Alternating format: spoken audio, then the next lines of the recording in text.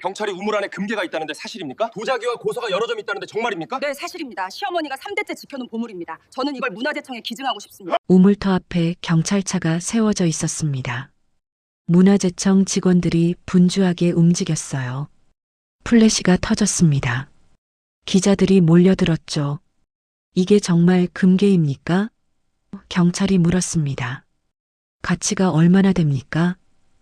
문화재청 직원이 떨리는 목소리로 대답했어요. 최소 100억은 넘을 겁니다.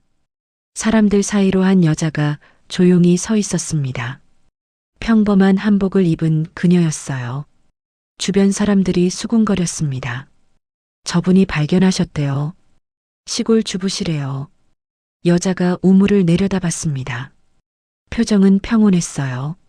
며칠 전까지만 해도 이 여자는 남편에게 쫓겨난 사람이었습니다. 허름한 집이나 가져라. 그 말을 듣고 받은 집이었죠. 그런데 그 집 우물 아래서 100억이 넘는 보물이 나왔습니다. 대체 무슨 일이 있었던 걸까요?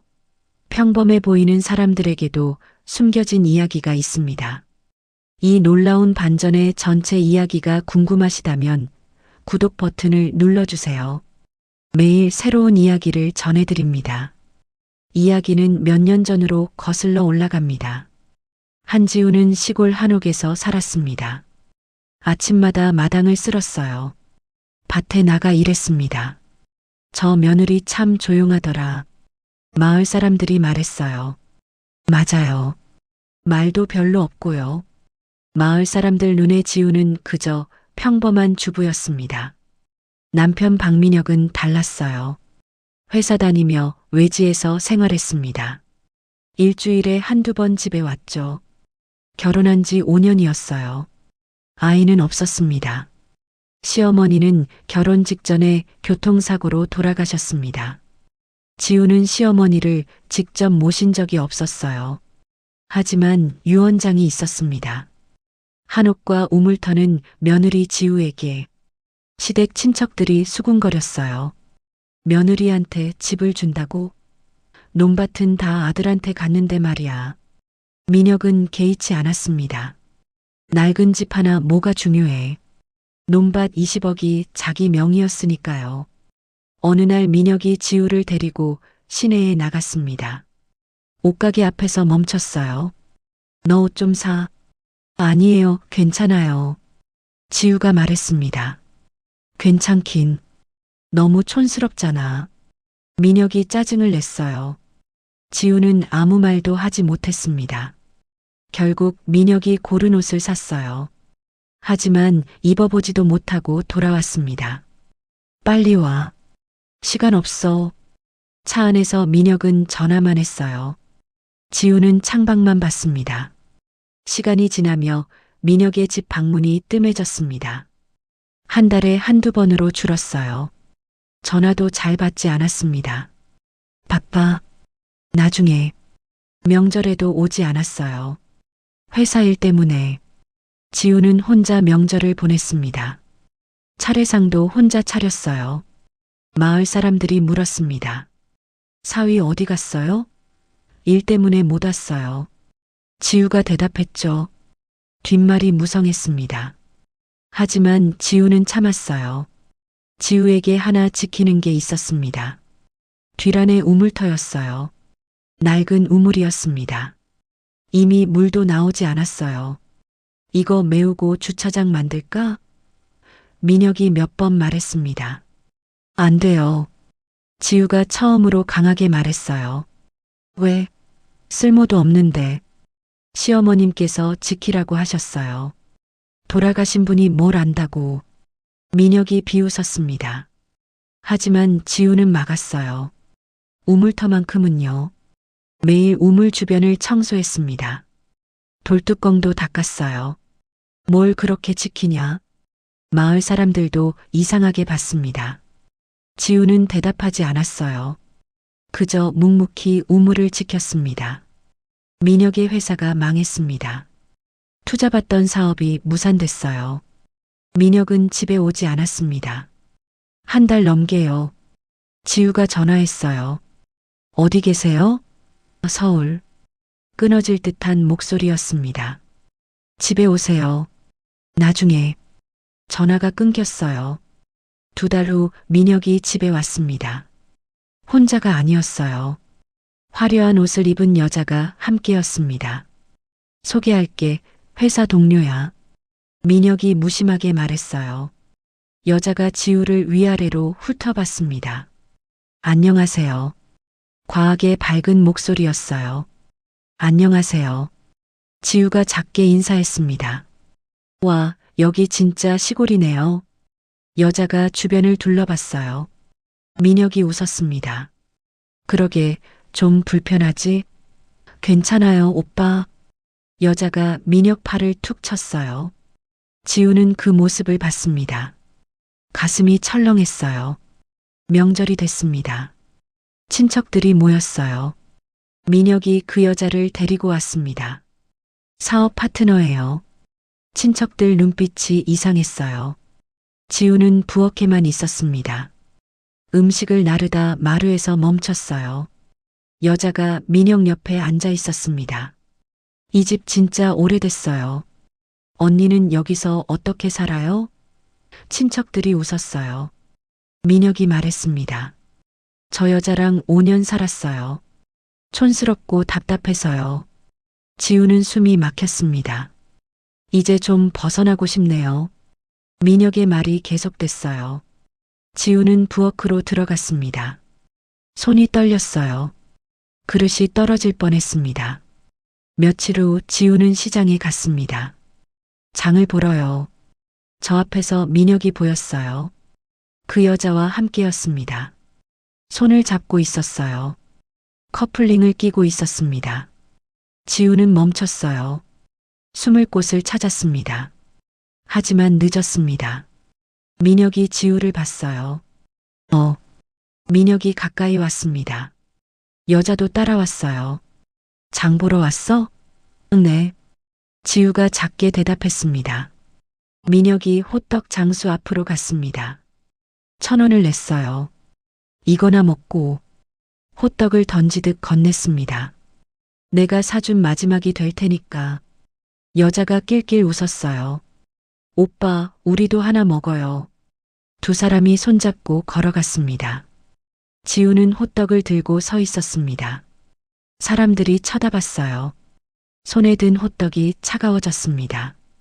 지우는 밭에서 일했습니다. 혼자요. 차 소리가 들렸어요. 민혁의 차였습니다. 여자가 조수석에 타고 있었어요. 창문이 열렸습니다. 일하네. 민혁의 목소리였어요. 저렇게 흙이나 파고 사는 게 내 수준이야. 평생 그렇게 살아라. 여자가 손을 흔들었습니다. 언니 파이팅. 차가 지나갔어요. 먼지가 날렸습니다. 지우는 호미를 쥔 채 서 있었어요. 손에 힘이 들어갔습니다. 호미 손잡이가 삐걱거렸어요. 마을 잔치가 열렸습니다. 지우도 참석했어요. 민혁과 여자가 나타났습니다. 손을 잡고요. 마을 사람들이 수군거렸어요. 저 여자가 누구야? 사위가 바람피는 거 아니야? 민혁이 지우를 봤습니다. 가까이 왔어요. 이제 그만 떨어져. 큰 소리였습니다. 주변이 조용해졌어요. 너랑은 끝이야. 부끄러우니까 나한테 말 걸지도 마. 지우는 고개를 숙였습니다. 모든 시선이 자기를 향했어요. 민혁과 여자가 걸어갔습니다. 웃으면서요. 지우는 그 자리에 서 있었습니다. 한참을요. 어느 날 아침이었습니다. 민혁이 집에 왔어요. 혼자가 아니었습니다. 정장 입은 남자가 함께였어요. 변호사입니다. 민혁이 소개했습니다. 지우는 무슨 일인지 알았어요. 거실에 앉았습니다. 변호사가 서류를 꺼냈어요. 이혼하시는 거 맞죠? 민혁이 대답했습니다. 네. 지우는 아무 말도 하지 않았어요. 재산 분할부터 설명드리겠습니다. 변호사가 종이를 밀었습니다. 남편 측 재산입니다. 논밭 20억 원, 예금 5천만 원, 차량 3천만 원. 변호사가 지우를 봤어요. 부인 측 재산은요? 지우가 작게 말했습니다. 없어요. 혼인 중 소득은요? 없습니다. 변호사가 고개를 끄덕였습니다. 그럼 부인께서 가져가실 건요? 민혁이 끼어들었어요. 이 집이요. 한옥 하나. 변호사가 서류에 뭔가 적었습니다. 시가가 얼마나 되죠? 잘 모르겠는데요. 민혁이 비웃었습니다. 팔리지도 않는 집이에요. 낡았거든요. 그때 문이 열렸습니다. 그 여자가 들어왔어요. 아직 안 끝났어요? 민혁을 보며 물었습니다. 조금만 더. 여자가 지우 옆에 앉았어요. 향수 냄새가 강했습니다. 언니, 빨리 끝내요. 우리 오늘 약속 있잖아요. 민혁이 웃었습니다. 알았어. 여자가 창밖을 봤어요. 저기 우물이에요? 응. 우물 메워서 주차장 만들면 좋겠다.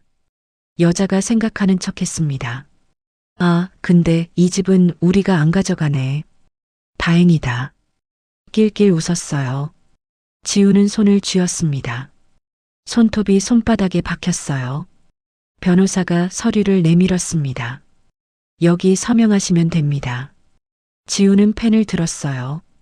손이 떨렸습니다. 민혁이 말했어요. 내가 뭐가 아까워서 5년 동안 내가 뭘 했어? 지우는 펜을 멈췄습니다. 밥이나 하고 빨래나 하고 그게 다였잖아. 민혁의 목소리가 차가웠어요. 이 낡은 집이나 어울려. 지우는 서류에 서명했습니다. 떨리는 글씨였어요. 우물 하나 딸린 고물집. 민혁이 계속 말했습니다. 딱 너 수준이야. 그거라도 가져가. 나 진짜 많이 봐주는 거야.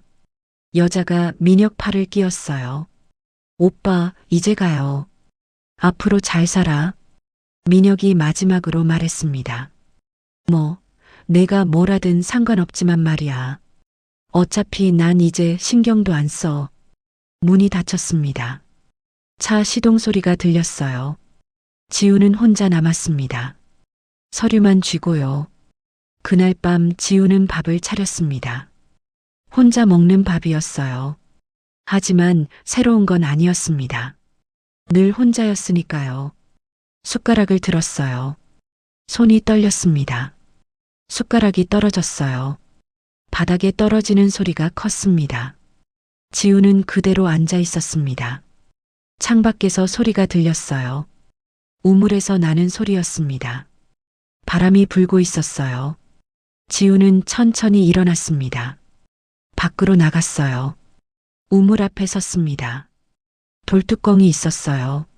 시어머니 목소리가 떠올랐습니다. 이 집은 내가 지켜야 한다. 지우는 무릎을 꿇었어요. 우물 돌뚜껑을 만졌습니다. 차갑고 단단했어요. 지켰어요. 지우가 작게 말했습니다. 이제 뭘 해야 하죠? 대답은 없었습니다. 바람 소리만 들렸어요. 이혼 후 일주일이 지났습니다. 지우는 혼자 집을 정리했어요. 민혁이 쓰던 물건들이 있었습니다. 옷, 책, 신발이요.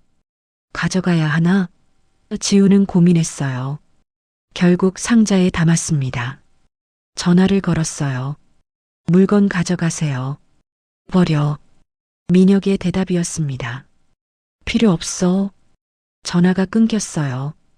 지우는 상자를 마루에 놨습니다. 혹시 모르니까요. 마을 사람들이 달라졌습니다. 지우를 보는 눈빛이요. 이혼했대요. 남편이 다른 여자 만났대요. 수군거림이 들렸어요. 불쌍하게 혼자 어떻게 살려고. 장을 보러 가도 시선이 따라왔습니다. 지우는 고개를 숙였어요. 빨리 사고 돌아왔습니다. 지우 씨, 옆집 할머니가 불렀어요. 괜찮아요? 네. 혼자 살기 힘들면 말해요. 반찬이라도 갖다 줄게. 감사합니다. 지우는 인사하고 집으로 왔습니다. 문을 닫자 조용했어요. 너무 조용했습니다. 지우는 매일 우물터를 청소했습니다. 이혼 전에도 후에도요. 변하지 않는 건 그것뿐이었어요. 돌뚜껑을 닦았습니다. 주변 흙도 쓸었어요. 왜 이렇게 지키라고 하셨을까? 지우는 중얼거렸습니다. 우물은 이미 마른 지 오래였습니다. 물도 나오지 않았어요. 쓸모도 없는데 민혁의 말이 떠올랐습니다. 하지만 지우는 계속 닦았어요. 이유는 몰라도요. 시어머니께서 지키라고 하셨으니까요. 어느 날 저녁이었습니다. 지우는 안방을 정리하고 있었어요. 시어머니 옷장이 있었습니다. 이혼 후 처음 열어봤어요. 안에 한복들이 걸려 있었습니다. 오래된 냄새가 났어요. 서랍을 열었습니다. 종이 봉투가 있었어요. 유언장이라고 쓰여 있었습니다. 지우는 알고 있었어요. 한옥과 우물터는 며느리 지우에게. 하지만 봉투 안을 다시 봤습니다. 종이가 한 장 더 있었어요. 작은 글씨로 쓰여 있었습니다. 지우는 불을 켰어요. 천천히 읽었습니다. 지우야. 편지는 그렇게 시작됐습니다. 이 글을 읽고 있다면 너는 이제 혼자구나. 미안하다. 제대로 가르쳐 주지 못해서. 지우의 눈시울이 뜨거워졌어요. 하지만 한 가지는 꼭 말해야 한다. 지우는 손이 떨렸습니다. 우물 돌뚜껑 아래를 보거라. 우물이요? 그 아래 우리 집안이 3대째 지켜온 것이 있다. 지우는 숨을 멈췄어요. 논밭 따위보다 1000배는 귀하다. 편지는 계속됐습니다. 내가 힘들 때 그것이 너를 지켜줄 것이다. 절대 욕심내지 마라. 하지만 내 것이니 지켜라. 편지는 거기서 끝났어요. 지우는 편지를 다시 읽었습니다. 3번, 4번요. 우물 아래. 창밖을 봤어요. 우물이 보였습니다. 달빛 아래 우물 돌뚜껑이 있었어요. 지우는 편지를 접었습니다. 가슴에 품었어요. 밖으로 나갔습니다. 우물 앞에 섰어요. 돌뚜껑을 내려다봤습니다. 평소와 달라 보이지 않았어요. 열어봐야 하나. 지우는 망설였습니다. 시어머니께서 숨기신 데는 이유가 있을 거예요. 함부로 열면 안 될 것 같았습니다. 하지만요. 내가 힘들 때 편지 구절이 떠올랐어요. 지금 힘들었습니다. 많이요. 지우는 무릎을 꿇었어요. 돌뚜껑에 손을 댔습니다. 어머님, 작게 말했어요. 열어봐도 될까요? 바람이 불었습니다. 대답 같기도 했어요. 지우는 결심했습니다. 내일이요. 내일 열어보기로요. 집으로 들어왔습니다. 편지를 다시 펼쳤어요. 1000배는 귀하다. 무엇이 있을까요? 지우는 잠들지 못했습니다. 밤새 생각했어요. 우물 아래에 무엇이 있을까요? 다음 날 아침이었습니다. 지우는 일찍 일어났어요. 밤새 잠을 못 잤습니다. 하지만 정신은 맑았어요. 우물로 갔습니다. 돌뚜껑 앞에 섰어요. 두 손을 모았습니다. 절을 했어요. 어머님, 아버님 용서하세요. 일어났습니다. 돌뚜껑 가장자리를 만졌어요. 홈이 있었습니다. 손가락이 들어갈 만했어요. 숨을 깊이 들이마셨습니다. 밀었어요. 돌뚜껑이 무거웠습니다. 하지만 움직였어요. 천천히 밀어냈습니다. 틈이 생겼어요. 차가운 공기가 올라왔습니다. 오래된 냄새요. 지우는 돌뚜껑을 완전히 열었습니다. 구멍이 드러났어요. 안을 들여다봤습니다. 어둠뿐이었어요. 계단이 보였습니다. 흙으로 만든 경사진 길이요. 정말 아래가 있네. 지우는 중얼거렸습니다. 집으로 가서 손전등을 가져왔습니다. 다시 우물 앞으로 왔어요. 손전등을 켰습니다. 안을 비췄어요. 통로가 보였습니다. 3미터쯤 내려가는요. 들어가야 하나. 망설였습니다.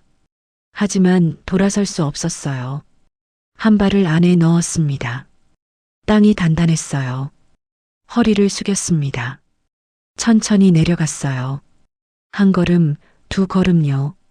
조심스럽게 내려갔습니다. 경사가 완만했어요. 무너질 것 같지는 않았습니다. 3미터쯤 내려갔을까요? 갑자기 공간이 넓어졌습니다.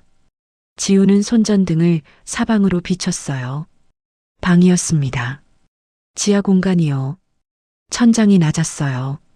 서면 머리가 닿을 것 같았습니다. 바닥은 평평했어요. 돌을 깔아놓은 것 같았습니다. 벽면을 비췄습니다. 선반이 보였어요. 나무로 만든 선반이요. 오래됐지만 튼튼해 보였습니다. 선반 위에 뭔가 놓여 있었어요. 지우는 다가갔습니다. 손전등을 가까이 댔어요. 나무 상자들이었습니다. 크고 작은 상자 12개요. 첫 번째 상자를 열었습니다. 이게 숨이 멎었어요. 금색으로 빛나는 것들이었습니다. 네모난 덩어리들이요. 금괴였어요. 지우는 하나를 들어 올렸습니다. 무거웠어요. 손전등을 비췄습니다. 표면에 글자가 새겨져 있었어요. 99.9% 순금이었습니다. 다른 상자도 열었습니다. 역시 금괴가 가득했어요. 12개 상자 모두요. 이게 다 금이야. 지우는 떨리는 손으로 세어봤습니다. 대충 계산해도 수십 개였어요. 벽 반대편을 비췄습니다. 또 다른 선반이 있었어요. 천으로 쌓인 물건들이요. 조심스럽게 천을 풀었습니다. 항아리였어요. 아름다운 청록색이었습니다. 청자? 지우는 숨을 죽였어요. 항아리를 들어 올렸습니다. 손전등을 비췄어요. 형태가 우아했습니다. 색이 깊었어요. 고려청자. 지우는 알았습니다. 무엇인지요. 다음 항아리를 봤습니다. 분청삭이었어요. 소박하지만 아름다웠습니다. 조선 전기 양식이요. 이건 말이 나오지 않았어요. 선반을 따라봤습니다. 항아리들이 줄지어 있었어요. 15개, 아니 20개는 넘었습니다. 구석에 또 다른 상자가 있었습니다. 나무 상자요. 열었어요. 책들이 들어 있었습니다. 오래된 책들이요. 한문으로 쓰인요. 첫 페이지를 봤습니다. 동국여지 승남 조선시대 지리서였어요. 다른 책도 봤습니다. 모두 귀한 책들이었어요. 지우는 그 자리에 주저앉았습니다. 손전등을 내려놨어요. 이게 다. 목소리가 떨렸습니다. 어머님께서 지키신 거였구나. 금괴, 청자, 서적이요. 모두 귀한 것들이었습니다. 1000배는 귀하다. 편지 구절이 떠올랐어요. 논밭 20억보다 귀하다고요. 정말이었습니다. 이것들은 그보다 훨씬요. 지우는 두 손으로 얼굴을 감쌌습니다. 울음이 나왔어요. 어머님, 한참을 그렇게 있었습니다. 손전등 빛만이 흔들렸어요. 지우는 지하에서 나왔습니다. 햇빛이 눈부셨어요. 돌뚜껑을 덮었습니다. 손이 떨렸어요. 집으로 들어갔습니다. 전화기를 들었어요. 전화번호를 찾았습니다. 민수진 교수요. 대학 시절 은사님이었어요. 졸업 후에도 가끔 연락했습니다. 전화를 걸었어요. 신호가 갔습니다. 여보세요? 교수님 목소리였어요. 교수님, 저 한지우입니다. 아, 지우. 오랜만이구나. 교수님, 혹시 시간 되시면 저희 집에 와주실 수 있으세요? 무슨 일이니? 전화로는요, 직접 보여드리고 싶어서요. 교수님이 잠시 망설이셨습니다. 그래, 이번 주말에 갈게. 감사합니다, 교수님. 토요일 오후였습니다. 교수님이 도착하셨어요. 여기가 시댁이구나. 한옥이네. 들어오세요. 차를 내왔습니다. 교수님이 물으셨어요. 그래, 무슨 일이니? 지우는 시어머니 편지를 꺼냈습니다. 교수님께 드렸어요. 교수님이 읽으셨습니다. 표정이 진지해졌어요. 우물 아래? 네, 제가 어제 내려가 봤어요. 뭐가 있었니? 직접 보여드릴게요. 두 사람은 우물로 갔습니다. 돌뚜껑을 열었어요. 정말 아래가 있구나. 교수님이 놀라셨습니다. 제가 먼저 내려갈게요. 지우가 손전등을 들고 내려갔어요. 교수님도 따라오셨습니다. 지하석실이었습니다. 교수님이 손전등을 비추셨어요. 사방을 둘러보셨습니다. 이건 말씀이 끊기셨어요. 지우는 첫 번째 상자를 열었습니다. 금괴를 꺼냈어요. 교수님, 이것부터 봐주세요. 교수님이 금괴를 받아들으셨습니다. 손전등을 가까이 대셨어요. 순도 99.9%, 24K 금괴야. 무게를 가늠하셨습니다. 1kg은 되겠는데. 다른 상자들도 열었어요. 모두 금괴였습니다. 교수님이 대충 세셨어요. 24개, 24kg이구나. 계산기를 꺼내셨습니다. 1kg에 7천만 원, 24kg이면 손가락이 떨리셨어요. 168억 원. 지우는 선반으로 갔습니다. 항아리를 꺼냈어요. 이것도 봐주세요. 교수님이 항아리를 받으셨습니다. 손전등을 비추셨어요. 한참을 보셨습니다. 고려청자야. 이건 진품이야. 다음 것도 보셨어요. 분청사기, 조선 전기 것이야. 항아리를 하나씩 확인하셨습니다. 이건 15세기, 이건 국보급이야. 교수님 목소리가 떨리셨어요. 서적도 펼쳐보셨습니다. 조선시대 필사본, 이것도 귀해. 교수님이 계산을 끝내셨습니다. 금괴 168억, 고려청자 약 30억, 분청사기 약 20억, 서적 약 7억. 교수님이 지우를 보셨어요. 총 225억 원 정도야. 그때 교수님이 지우를 다시 보셨습니다. 지우가 항아리를 조심스럽게 다루는 모습이요. 손길이 전문가였어요. 지우야. 네, 교수님. 너 이게 뭔지 알고 있었구나. 지우는 고개를 끄덕였습니다. 고려청자라는 거, 분청사기라는 거, 금괴순도까지. 교수님이 말씀하셨어요. 너 박물관 그만두고 뭐 했다고 했지? 지우는 대답하지 않았습니다. 결혼한다고, 시골로 내려간다고. 교수님이 한숨을 쉬셨어요. 내 최고의 제자였는데. 교수님, 국립박물관 학예연구사, 유물감정 분야 최고였어. 교수님이 지우 어깨를 잡으셨습니다. 왜 숨기고 살았니? 남편이 알았으면 이 집을 팔았을 거예요. 지우가 작게 말했어요. 그래서 그냥 평범한 주부로 살았어요. 교수님이 고개를 끄덕이셨습니다. 역시 내가 가르친 제자야. 이 귀한 걸 알아봤구나. 지상으로 올라왔습니다. 거실에 앉았어요. 지우야, 이걸 어떻게 할 거니? 어머님 말씀대로 세상에 내놓고 싶어요. 팔 생각은 없어요. 기증하고 싶습니다. 교수님이 지우를 오래 보셨습니다. 정말 내 제자 맞구나. 도와주실 수 있으세요? 당연하지. 내가 문화재청에 연락할게. 박물관에도 연락하고. 감사합니다, 교수님. 지우야. 네. 이제 숨지 마. 내가 누군지. 교수님이 미소 지으셨어요. 이제 당당하게 살아. 지우는 눈물이 났습니다. 고개를 끄덕였어요. 한 달 후였습니다. 문화재청에서 발표가 있었어요. 기자들이 모였습니다. 카메라가 플래시를 터뜨렸어요. 단상에 한 여자가 섰습니다. 한지우였어요. 하지만 예전과 달랐습니다. 고급 정장을 입었어요. 머리를 단정하게 올렸습니다. 눈빛이 달라졌어요. 안녕하십니까? 지우가 말했습니다. 목소리가 또렷했어요. 저는 한지우입니다. 제시댁 한옥 우물터 아래에서 귀한 유물들을 발견했습니다.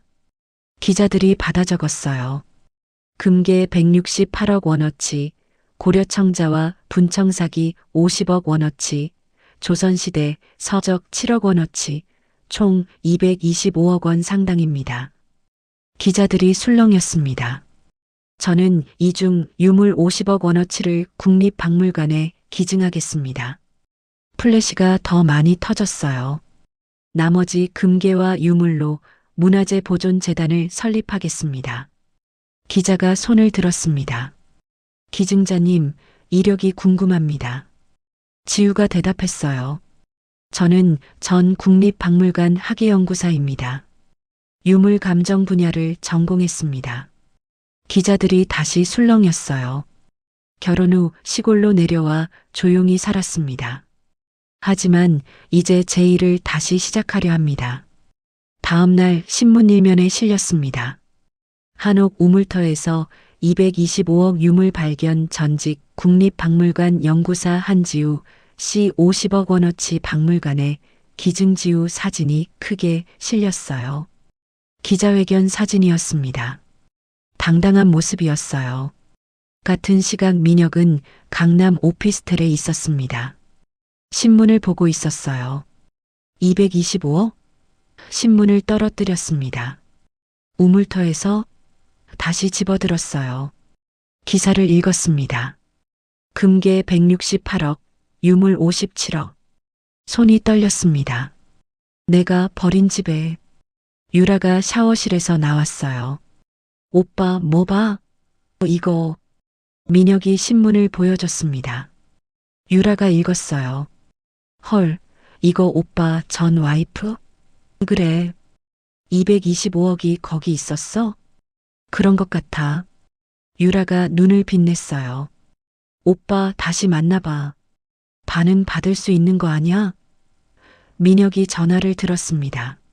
지우에게 전화했어요. 전화를 받을 수 없습니다. 받지 않았습니다. 민혁은 이미 빚이 있었습니다. 논밭을 담보로 15억을 대출받았어요. 새 사업을 시작하려 했습니다. 하지만 투자자가 나타나지 않았어요. 유라의 소비도 문제였습니다. 명품 가방에 5천만 원, 해외여행에 3천만 원, 성형수술에 2천만 원이요. 오빠, 이것도 사줘. 민혁은 거절할 수 없었어요. 한 달 후 친구가 전화했습니다. 야, 좋은 투자처 있어. 부동산인데 확실해. 석 달이면 2배야. 민혁은 귀가 솔깃했어요. 얼마나 넣으면 돼? 많이 넣을수록 좋지. 민혁은 남은 돈 5억을 투자했습니다. 한 달 후 친구가 잠적했어요. 전화가 불통이었습니다. 사기당한 거야. 민혁은 주저앉았어요. 은행 대출 이자를 갚을 수 없었습니다. 사채를 썼어요. 월 5% 이자였습니다. 2천만 원을 빌렸어요. 한 달에 100만 원 이자요. 하지만 한 달 후 이자를 갚을 수 없었습니다. 전화가 왔어요. 이자 언제 주실 거예요? 조금만 기다려 주세요. 내일까지 안 주시면 찾으러 갈 겁니다. 협박이었어요. 그날 밤 민혁은 유라에게 말했습니다. 나 지금 좀 힘들어. 유라가 짐을 쌌어요. 나도 내 인생 있어. 잠깐만, 유라야. 돈 없으면 나도 없어. 제발. 손 떼. 유라는 명품 가방만 챙겼습니다. 문을 나갔어요. 민혁은 혼자 남았습니다. 다음 달 은행에서 통지가 왔습니다. 논밭 압류요.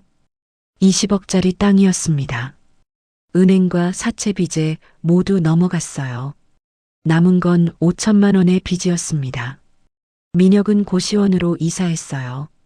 고시원에서 신문을 봤습니다. 한지우 씨, 문화재 보존 재단 이사장 취임 한옥, 국가문화재로 등록 기사마다 지우였습니다. 민혁은 벽을 쳤어요. 내가 다 버렸어. 주먹이 아팠습니다. 20억 잡으려다 225억을 날렸어. 고개를 감쌌습니다. 우물 하나. 후회가 밀려왔어요. 6개월이 지났습니다. 한옥은 완전히 달라졌어요. 국가문화재로 등록됐습니다. 관리 지원이 들어왔어요. 우물터는 유리보호막으로 덮였습니다. 특별 전시관이 됐어요. 안내문이 붙었습니다. 이곳에서 6.25 전쟁 시기 보관된 금괴 168억 원과 조선시대 유물 57억 원이 발견되었습니다. 기증자 한지우 주말이면 사람들이 왔어요. 아이들도 왔습니다. 와, 진짜 우물이에요? 여기서 금이 나왔어요? 지우가 설명했습니다. 네, 오래전 우리 시어머님께서 지키셨어요. 어느 날 민혁이 한옥으로 왔습니다. 하지만 입구가 막혀 있었어요. 경비원이 있었습니다. 죄송합니다. 출입 금지입니다. 나 이 집 전 주인이에요. 그래도 안 됩니다. 민혁이 소리쳤어요. 지우, 지우. 소란이 일었습니다. 지우가 나왔어요. 고급 한복을 입고 있었습니다. 눈빛이 달랐어요. 당당했습니다. 무슨 일이세요, 박민혁 씨? 말투도 달랐어요. 지우 씨, 아니. 민혁이 다급했습니다. 우물터에 금이 있는 줄 알았으면 어쩔 건데요? 지우가 차갑게 물었어요. 나도 반은 부부였잖아요. 이혼하셨잖아요. 재산 분할 끝났고요. 민혁이 무릎을 꿇었습니다. 제발 조금만, 나 지금 빚 때문에. 지우가 웃었어요. 차갑게요. 박민혁 씨 기억하세요?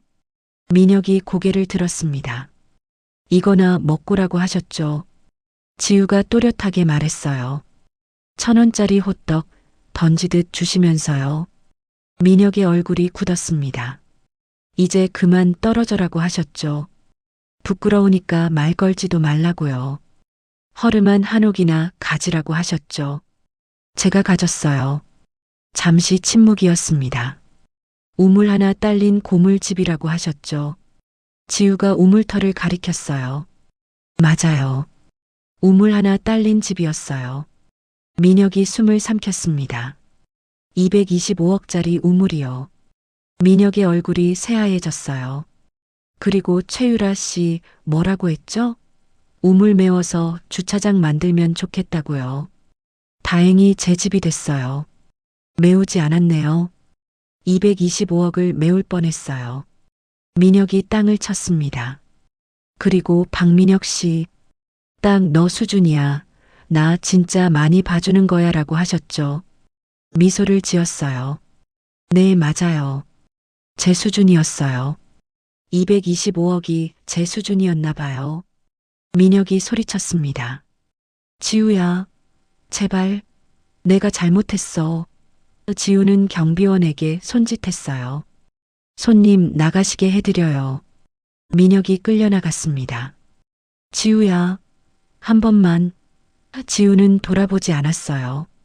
집 안으로 들어갔습니다. 일주일 후 지역 신문 인터뷰가 있었습니다. 전 남편이 논밭을 가져가고 한옥만 부인께 주셨다면서요? 네, 감사하게도 한옥을 주셨어요. 후회하지 않으세요? 지우가 미소 지었습니다. 전혀요. 논밭 20억보다 우물 하나가 225억이었으니까요. 전 남편에게 하고 싶은 말이 있나요? 고맙다고 전해주세요. 욕심 부리지 않고 한옥을 제게 주셔서요. 덕분에 제 인생에서 가장 가치 있는 것을 지킬 수 있었습니다. 기사가 온라인에 올라갔습니다. 댓글이 달렸어요. 바람 피우고 아내 무시한 대가 20억 잡으려다 225억 날렸네 이거나 먹고 하더니 자기가 거지 됐네 인과응보가 따로 없음. 민혁은 고시원에서 그 기사를 봤습니다. 벽을 쳤어요. 전국 사람들이 자기를 비웃고 있었습니다. 민혁은 편의점 야간 알바를 했어요. 월 150만 원이었습니다. 고시원 월세 40만 원, 남은 돈 110만 원으로 생활했어요. 저녁이 됐습니다. 사람들이 돌아갔어요. 지우는 우물터 앞에 섰습니다. 유리 보호막 속 우물이었어요. 안내문이 붙어 있었습니다. 기증자 한지우. 지우는 우물을 바라봤어요. 어머님, 작게 말했습니다. 잘 지켰습니다. 잠시 침묵이었어요. 그리고 미소를 지었습니다. 복수도 했습니다. 하늘에서 햇살이 비쳤습니다. 멀리 고시원 창문에서 민혁이 한옥 방향을 바라봤어요. 하지만 아무것도 보이지 않았습니다. 담장만 보였어요. 모든 것을 잃었으니까요. 오늘 이야기는 여기까지입니다. 마음에 와닿으셨다면 구독과 좋아요로 응원해주세요. 여러분의 관심이 다음 이야기를 만드는 힘이 됩니다. 귀한 시간 내어 함께 해주셔서 감사합니다. 항상 행복하고 건강하세요.